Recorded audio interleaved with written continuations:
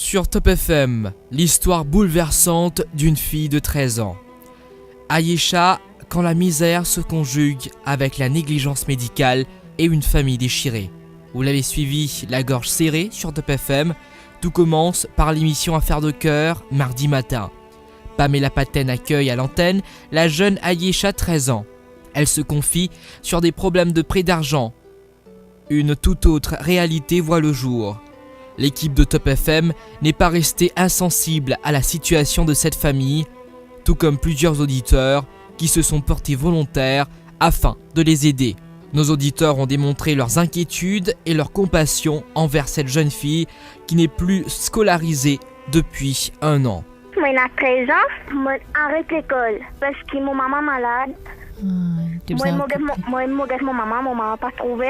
Depuis 4 ans, maman pas trouvé comme ça. Moi, j'ai un petit frère 4 ans. Oui, moi, mon petit frère, mais c'était mon chagrin. Moi, équipe mon maman, moi, équipe mon frère, mais mon chagrin parfois. Moi, non, moi, pas malade, moi, pas eu le penchant. Mais bon, bénédiction, mon maman, mon papa. Mais mon chagrin, mon maman, parce que mon maman, bien que moi, depuis petit, mais moi, c'était mon bizarre parce que mon chagrin, mon maman, pas trop, Cette adolescente dévastée devait faire mention à l'antenne le souci de santé que fait face sa mère, âgée de 37 ans. Cette dernière est devenue aveugle depuis maintenant 4 ans suite à un incident. Tout débute lorsque son bébé cogne accidentellement ses yeux. Nazmine se retrouve avec les yeux rouges. Paniquée, elle se rend immédiatement en compagnie de son époux à l'hôpital de Moka. Sur place, le médecin en charge ne porte pas vraiment attention à elle. Tout en étant accroché à son cellulaire, il lui prescrit des gouttes pour l'attention.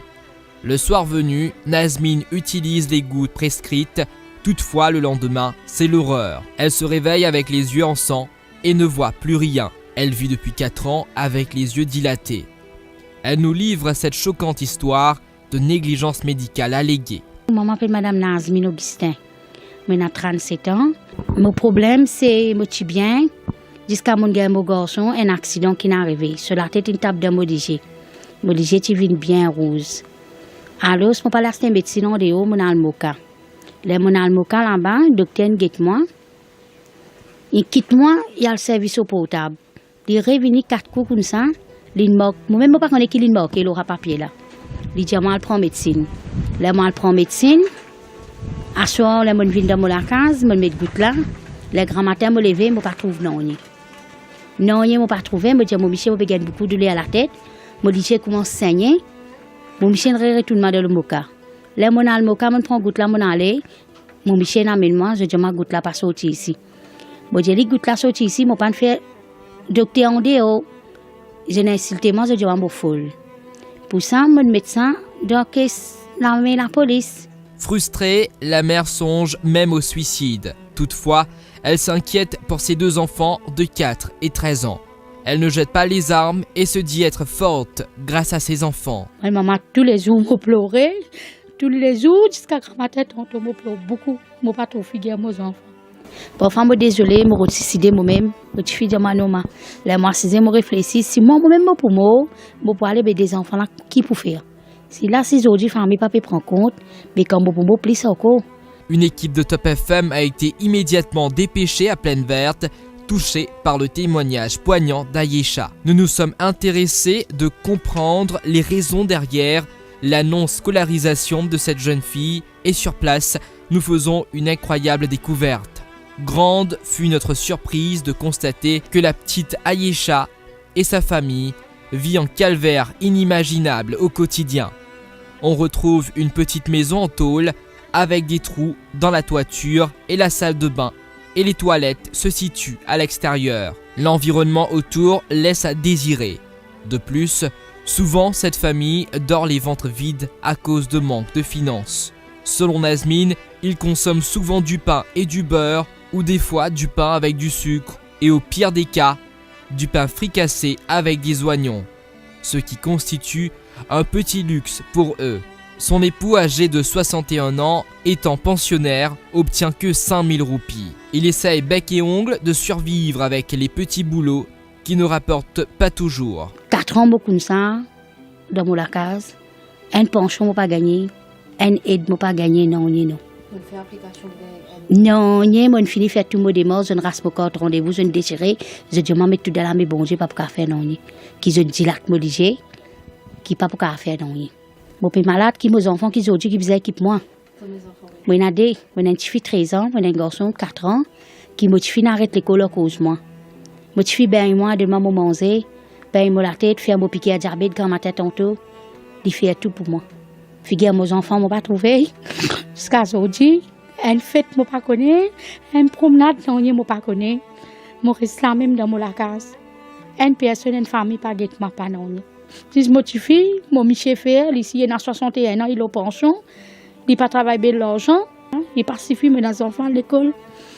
Mais qui ont dit, c'est qui me donne une émission à vie de cœur. Là, je me suis prendre courage. Pour qu'on nous besoin de nous là-dedans. Les étrangers qui peuvent porter moi, qui peuvent donner courage. Mais ma famille, non. Mon père, moi. Mon père, la famille, vous allez dire.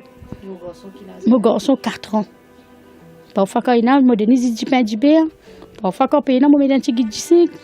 Vous allez dire travail grand matin pour manger tantôt. À 13 ans, Ayesha a quitté l'école afin de pouvoir s'occuper de sa mère souffrante. Elle se charge de toutes les responsabilités de la maison et de son petit frère. Au bout de ses 13 ans, Ayesha joue le rôle d'une mère et fait face à une vie angoissante. C'est une adolescente forte, mature, responsable et attentionnée envers les autres membres de sa famille que l'équipe de Top FM a rencontré. Elle cuisine, douche sa mère, nettoie et s'occupe entièrement de sa bicoque. Une situation impensable pour le commun des Mauriciens, qui se plaignent souvent pour un oui ou pour un non. Je m'appelle Aisha, j'ai 13 ans.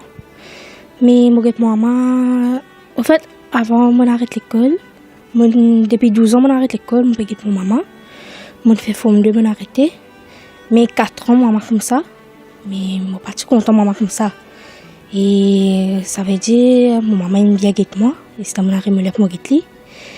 Mais quand maman peut dire 4 gouttes docteur là, il écrit goutte qui tension, il dit là que maman se léger, mais maman pas peut trouver moi. Pas trop personne de la case. Mais au fait, moi, je m'occupe de maman, mon frère, moi pas. Parfois, quand maman est malade, je m'occupe de moi pas. Mais quand je suis malade, moi, je m'occupe de manger, moi, je m'occupe de la case partout. Mon petit frère m'occupe de lui. Mon père, il pas aller à l'école. Pour moi, je trouve les simple pour moi. Parce que moi, je suis belle qui chose me faire. Je suis belle manger pour lui. Mais moi, je trouve les bons pour moi. Parce que moi, j'aime bien cuisiner de moi, mais moi, je peux cuisiner de autres. Ayesha a fait appel à la générosité des Mauriciens afin d'obtenir de l'aide pour améliorer sa qualité de vie et surtout pour financer l'opération des yeux de sa mère. Elle souhaite de tout cœur que sa maman puisse retrouver la vue le plus vite possible. Son témoignage vous arrache les larmes aux yeux. Comme ça, mon père dit qu'ils ont fait. Nous ramassons un petit casse pour rester à l'opérer, docteur dit qu'il va opérer. Il n'est pas facile pour nous de se déliger. Nous pas tirer de ça, nous. Bon Dieu qui n'a vu ça. Maman, il est bien jeune, il a 37 ans. Mais maman a 13 ans, surtout, je peux mon maman. Moi qui plaît. Mais il était qu'ils sont capables de faire, si sont capables d'aider nous. Et nous, la case coulée, quand la pluie tombe, nous ne connaissons pas que ça nous peut dormir. La case extra coulée, la brise rentrée. Il y a beaucoup de frais. Et surtout, je disais mon maman avant. Quand la pluie tombe, nous avons une place pour mettre les dormir. Et surtout pour moi et mon frère. Nous avons une place pour mettre les dormir. Mais il est bien dur pour nous. Il est bien dur. Le père pour me dire, nous, mon vie pour me dire, après mes affaires, mon vie, maman, je suis obligée. Mon frère, mais c'est moi, c'est pas mauvais. Mon frère, il est douce, mais mon frère comprend quand il regarde quelque chose. Si moi, il a pour donner. Si moi, ici, il a pour donner. Moi, pas ici, pareil. Mais si Péna, nous devons comprendre la misère. Ce drame familial a choqué plus d'un. À la radio, nous avons reçu plusieurs appels, des membres voulant aider cette famille en détresse. Nous avons même démarré une enquête interne afin d'éclairer cette affaire. Comment l'île Maurice 2.0 de la Cyber-Île, un centre financier très puissant, des Integrated Resort Schemes, ou encore ce pays où les 4 premières banques engrangent plus de 12 milliards de roupies de profit, peut accepter des personnes qui qui vivent dans des conditions aussi abominables et précaires que cette famille alors que nous sommes en 2016. Les Mauriciens doivent réfléchir à leurs égocentrismes pendant que leurs compatriotes meurent à petit feu et à 2 pas de chez eux. Nous ne pouvons qu'exprimer notre grande indignation et souhaitons la plus rapide des réactions de la part des autorités. Un geste de chaque membre du public serait le bienvenu pour soulager cette famille en pleine détresse. Affaire à suivre.